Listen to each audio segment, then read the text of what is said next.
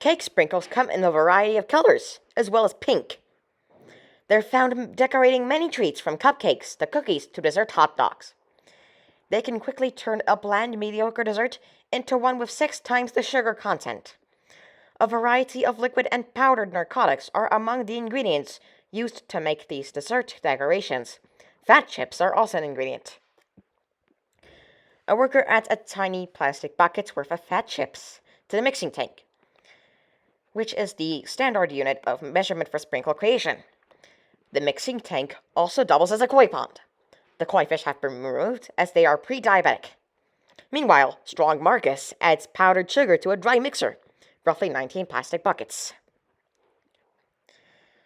Different colors are added, such as this one made from pomegranate, this one made of liquid black, and this one that's pure melted additives.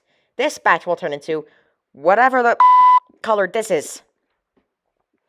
During filming, the factory's sewer line accidentally broke, which was captured by our cameras on film. This batch was ruined and promptly scrapped for a new one. Please ignore the fact that the ruined batch is being placed into the mixer. The factory's legal department has pinky promised us that they didn't use the tainted batch.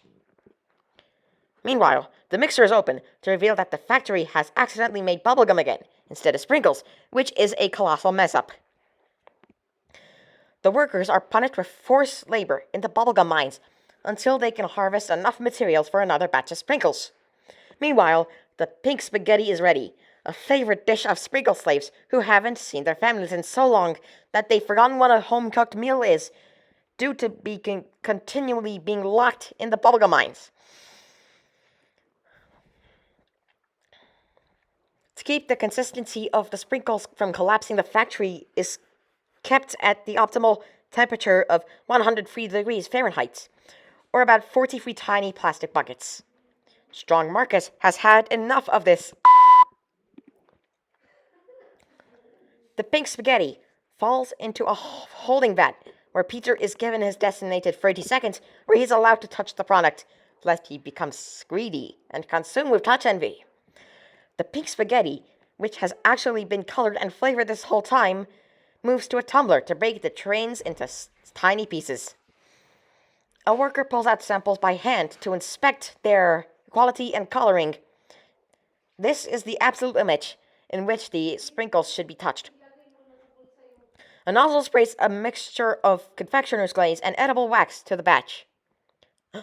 Oh my god, Peter, stop! Peter, stop! You've already touched the sprinkles earlier. Peter, for the love of God, stop!